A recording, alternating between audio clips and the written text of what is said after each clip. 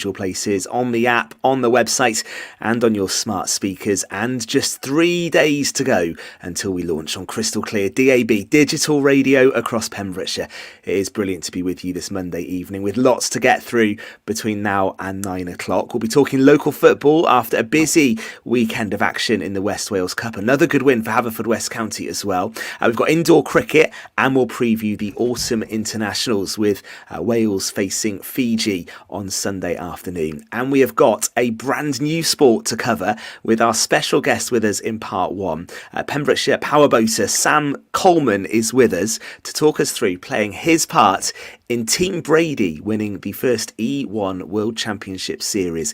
It's an exhilarating sport and a brilliant competition, and Sam is going to tell us what it's been like to compete right the way across the world. So let's get going. In the studio tonight, Gordon, Fraser and Tom.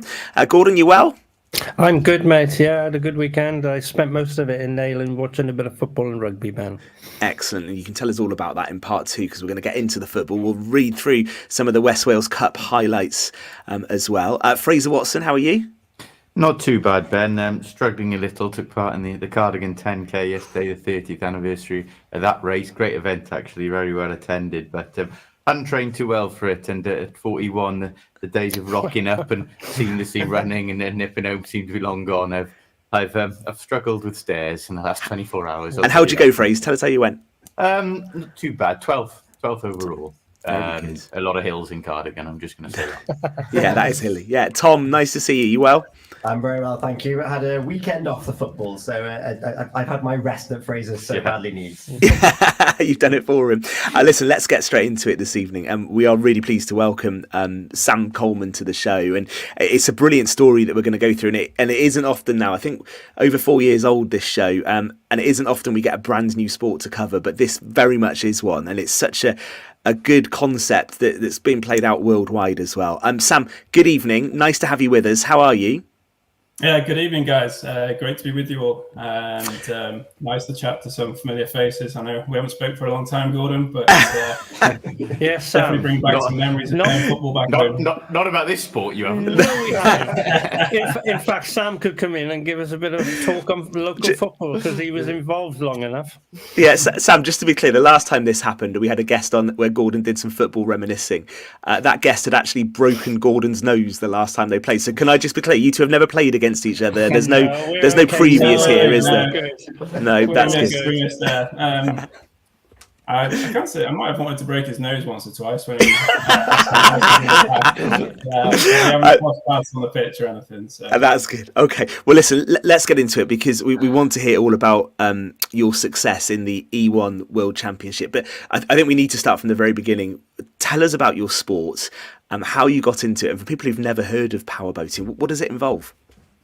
Yeah, it's this version of powerboating is a complete tangent from what I've raced in the past and from what people consider like traditional powerboating. You know, what we're racing now looks a bit more akin to a spaceship or something out of Star Wars than your normal boat up and down the Cleddau. So I've raced powerboats in more of a traditional form in the past from 2016 with my sister. Previously, we'd been successful racing in the UK and in the United States. But what we've got here is a kind of a really exciting formula because we're incorporating electrification and foiling, which are two really hot topics globally right now. I mean, you'll have probably seen a lot of the America's Cup hype, and Team Britannia did really, really well to push Team New Zealand pretty hard. But those guys have a lot of the same challenges we do with foils, except our propulsion's a little bit different. And it's really exciting and a hell of a challenge to try and pilot these things. And I know the guys have got loads of questions for you, so let me just carry the journey on a little bit. Having never driven a boat in 2016 when you took it up, you've gone on some journey to become a professional and to be competing on this stage. How have you done that in less than 10 years? It's been a hell of a strange trajectory. You know, I got into it via my sister. She was racing powerboats in the UK with a charity that specializes in helping injured veterans or the armed forces kind of reintegrate into society through motorsport, whether that be finding jobs as mechanics or racing and things like this. So Daisy went racing in 2012, 2013, and I'm thinking, I'm the petrol head in the family here. What's going on? Like, she should be riding horses, and I should be racing boats. But I went along and helped out at a couple of her events, made myself pretty useful, and thought this is a pretty cool sport. I'd packed in riding motocross and stuff at that point, feeling like my body was a little bit beaten, and I had a go. The team that Daisy was racing for, her driver at the time was the current UK champion and a really experienced, clever racer. So during my time working with Daisy and John, I learned a hell of a lot in like the season prior to Daisy and I racing. In that season, I did my license because I thought it'd be a pretty fun thing to do. You know, you never know what opportunities arise. And the week after, I had a phone call from the CEO of the series in the UK, which was the P1 Superstock Series, saying, "I heard you're pretty handy from the instructor. Would you be interested in racing a boat that was sponsored by Visit Wales at the time?" Which was obviously a really nice fit. So with zero experience and no recreational boating experience, despite growing up in Saundersfoot and Pembrokeshire and having all that beautiful coastline, I'd only ever appreciated it from the beach and not from the water. So the chance to go racing just kind of came a bit out of the blue and did all right. Had another break at the end of that season where I was actually planning to do Ironman Tenby in 2015, but a race on the same weekend in Bournemouth, I got offered a drive for a boat sponsored by Gallagher Insurance, quite a big insurance company globally. And I came second in that race, which was quite a shock to me. And obviously a shock to the organisers as well. And that led to Daisy and I getting sponsorship for the 26 digging season and going racing together. So it's not the normal way to get in, but it's certainly, there must have been something about my motocross background or kind of an analytical mindset and willingness to learn that really lent itself to racing on water. And from there, it kind of just escalated really quickly. So that was the intro, and I can't thank Daisy enough for getting me involved in the sport. It's a phenomenal story. Like, before the guys come in, can you just set the scene about the E1 World Championship then? Because it's a competition that we've all had to just look at, and I'm sure you have as well, and it looks absolutely amazing. So before we crack on with the success, tell us about the concept.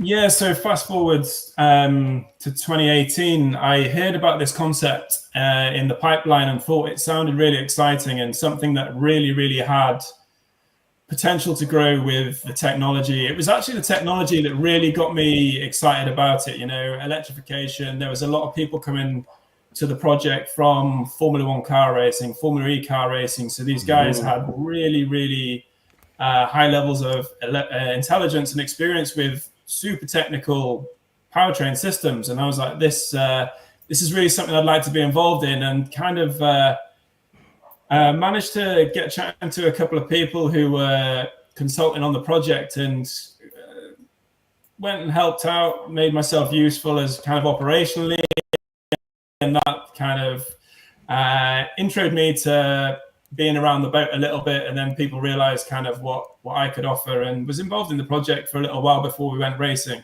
But the series itself has, it's been an incredible ride, you know, having these celebrity team owners in this model is super unique to, okay, I mean, we get celebrity team owners in football and things now, you know, but we've kind of built on that model in the sense that with a bit like Formula One on land, should I say, where people really want to be involved, and it is entertainment and stuff as well. What we don't have within the marine industry is kind of manufacturers to lean on. So we're looking at like personalities like Tom, Didier, Sergio Perez, Rafael Nadal, and all these guys that have a passion about the project in terms of its sustainability credentials, and inspiring a change in a movement in mobility on water, and how that can help all of us, you know, with the current global situation with rising sea levels and just raising awareness generally. So these guys are really excited about that side of the project, but also the fact that we're able to raise awareness in such a fun way and go racing in these cool locations. So it's it's a real kind of melting pot of different disciplines and backgrounds. There's guys coming from sailing, like I mentioned before. Our team is kind of more motorsport based, so kind of Formula One on the land. And there's guys from traditional powerboating as well, each with their own different ideas. And I feel that we, as a Team Brady, have adapted quickest to the rules and the new challenges of foiling, which is a completely different thing to racing a powerboat. It's more like flying. You're flying the thing like half a meter above the water, trying to keep it on the foils with just tiny little finite adjustments. And the only similarity we have with the boat is leaving the harbour. I mean, as soon as we're on the race course, we're trying to fly the rest of the way around. And that's where the challenge really comes in, is trying not to stall off the foils and keep the momentum up. Fraser. Sam, congratulations on becoming a world champion. Fantastic achievement. And Thank you. I wanted to touch on, I'm amazed actually at the lack of publicity around this. I mean, I've actually got down before you mentioned there some of the names involved in the series as owners, if nothing else: Rafael Nadal, Will Smith, Didier Drogba, like you just said, Tom Brady. We'll be honest here, we're obviously only aware of it ourselves because of your own achievement and you being from Pembrokeshire and so on. Do you think that's something that will improve over time now? There will be more eyes on this over time and the publicity around it will improve? Because it sounds a pretty phenomenal concept and I wasn't really aware of it, I'll be honest. Yeah, we've got to remember that we are a startup. We're in year 0 or year 1 of this championship. If you use Formula E as a bit of a comparison, it was the same founders that founded Formula E that have taken the concept onto the water. That's 8-9 years mature now, and it's a big global series, and it gets all the publicity that you talk about. We're in our infancy, we're educating people about it. We're trying to bring eyeballs to it.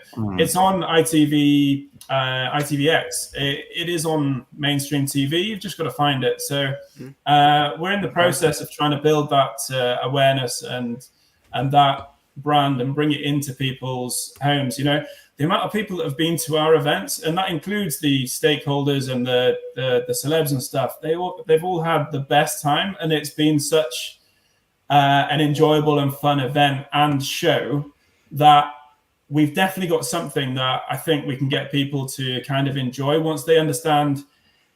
From a pilot's point of view, it's incredibly technical to fly, but trying to get that across to the viewers and stuff is also kind of hard. So we're still developing the concept. We're developing the race course format. We're developing the actual race courses themselves. I mean, each venue has different challenges. Like Venice, we were in a super narrow canal, and when we first got there, we thought, I nearly swore, but we did think, holy hell, how are we going to race in this narrow patch of water? But it ended up being such a great show, and different venues have different challenges, and it's great to be there raising awareness of the challenges that each of these venues have in terms of sustainability and things like this. But I think, like I say, we're in year 1.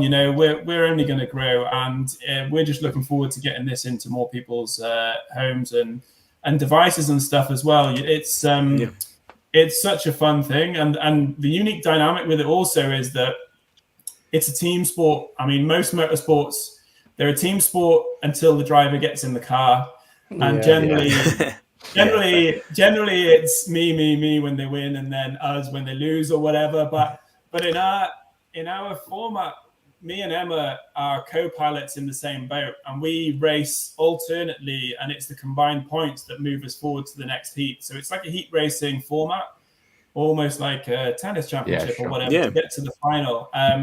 But there's no there's no preferred pilot or whatever.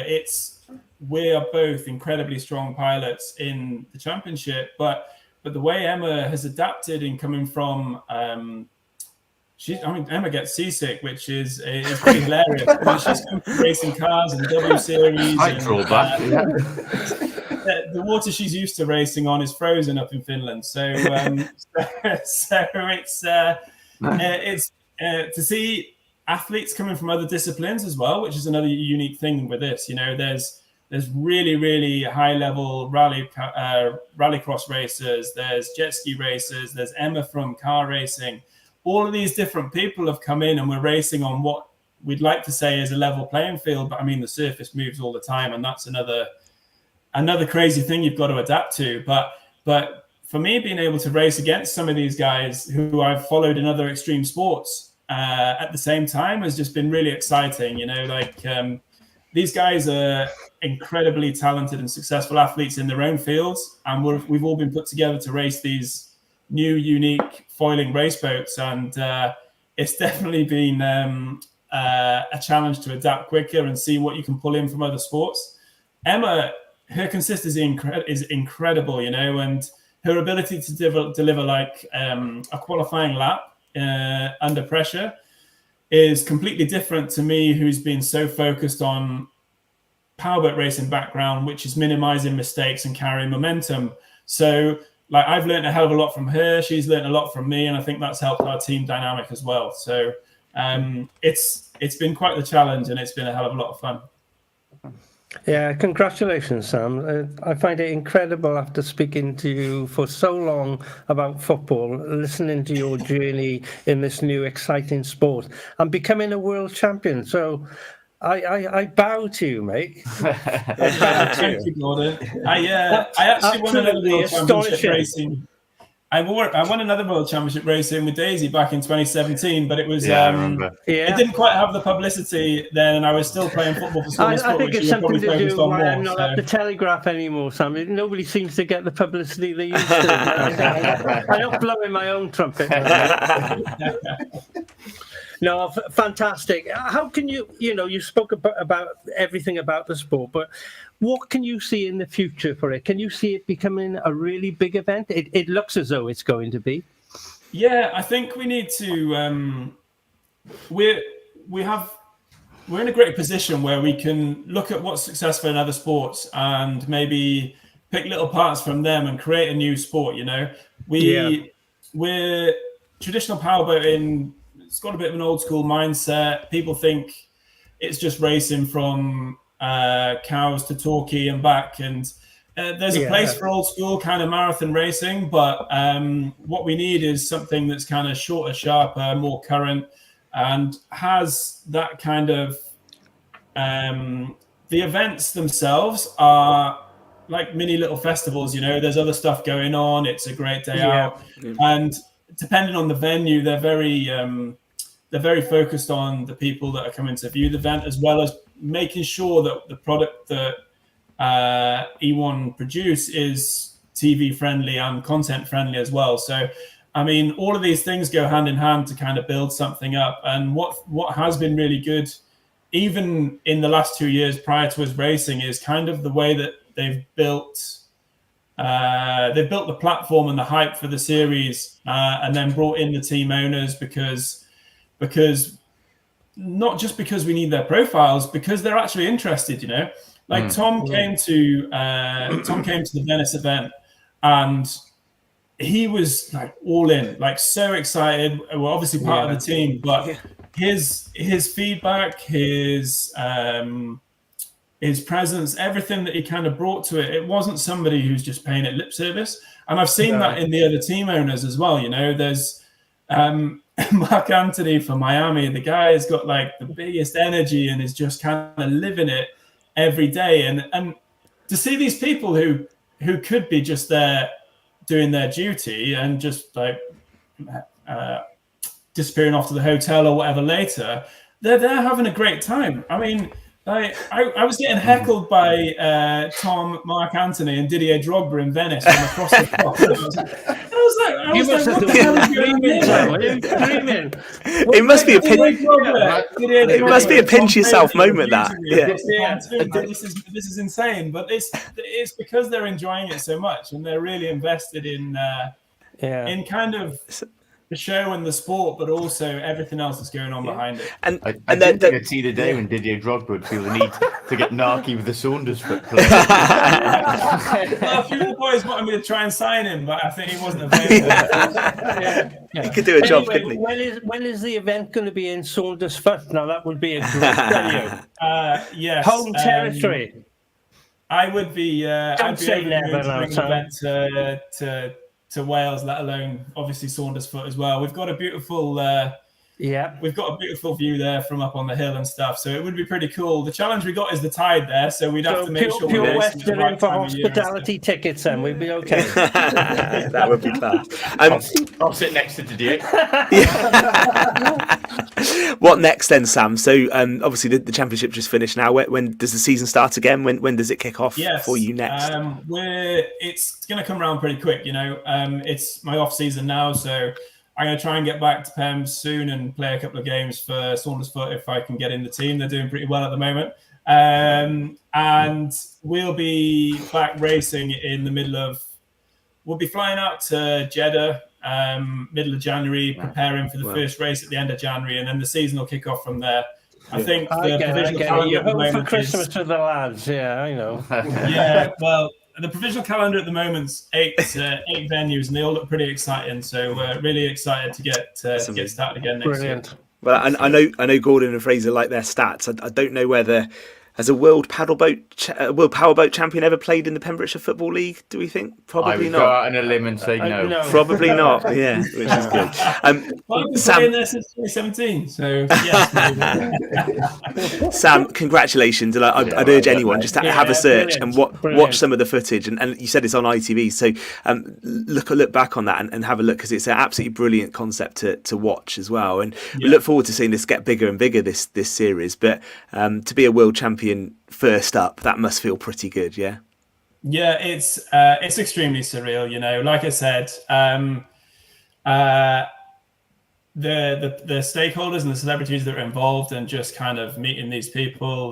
Met Will Smith in Lake Como, and I grew up watching The Fresh Prince every night on TV after I got home from school, so I'm like, this is absolutely wild. But it's it's so surreal. I'm still a Pembrokeshire boy from Saundersfoot, and you'll always be that way. It's a very different world at the moment. We do meet some brilliant people who keep flying that Pembrokeshire flag on the world stage, and you're just another one to add to that list, Sam. So congratulations. Thank you very much for being with us. Well done on an amazing achievement. We will follow your progress. Thank you for joining us this evening on Pure West Sport. We're going to take a moment and we'll come back for part 2 with a look at the West Wales Cup football from the weekend. We'll do that next. Eaton-Evans and Morris Solicitors have tradition.